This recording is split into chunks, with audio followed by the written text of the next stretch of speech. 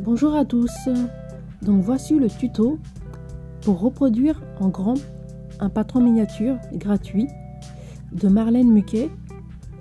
Donc pour reproduire une robe taille 10 ans pour une enfant, donc voilà. Donc pour ça, il vous faut pour commencer avoir un ordinateur ou soit une tablette à grand écran pour pouvoir voir le modèle en entier. Ensuite, vous prenez du papier craft ou soit du papier à patron. Vous reproduisez tout le modèle qui se trouve en miniature, donc en suivant bien les instructions et surtout en respectant les mesures indiquées. Donc c'est comme de la géométrie, enfin c'est de la géométrie. Le but c'est de reproduire en grand ce qu'il y a indiqué en miniature sur le patron. Donc voilà, je reproduis à l'identique les mesures en grand. Voilà.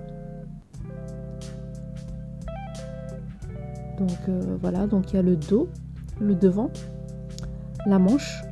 Donc tout est indiqué sur le patron en miniature. Vous n'avez juste qu'à reproduire à l'aide d'un crayon, une règle, un perroquet, un pistolet. Voilà. Et voilà.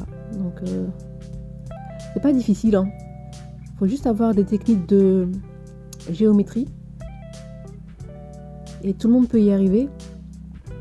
C'est une brésilienne qui a mis ça en place, ce genre de patron qu'elle propose gratuitement sur son site. Donc pour les personnes qui n'ont pas accès au patron de couture, donc ça peut être la méthode parfaite. Donc cette robe que je réalise en fait c'est pour une fillette de 7 ans qui elle fait du 10 ans en vêtements. Donc pour savoir la taille qui correspond à ses mensurations, j'ai juste demandé à sa mère de me prendre le tour de taille. J'ai comparé aux mesures qui se trouvaient sur le patron. Et c'est la taille 10 ans qui correspondait par rapport à son tour de taille. Et voilà, donc après quand j'ai terminé, je n'oublie pas de noter sur les patrons la manche, le devant, le nombre de fois à découper les pièces. Donc la manche, j'ai fait la couper 2 fois par exemple. La taille du vêtement, donc ça c'est la taille 10 ans. Robe taille 10 ans, devant x1. Donc la petite pince, voilà. Ensuite, j'oublie pas de rajouter les valeurs de couture sur tous les côtés. Donc à 1 cm. Parce que les patrons, ils sont indiqués sans mesure, sans valeur de couture.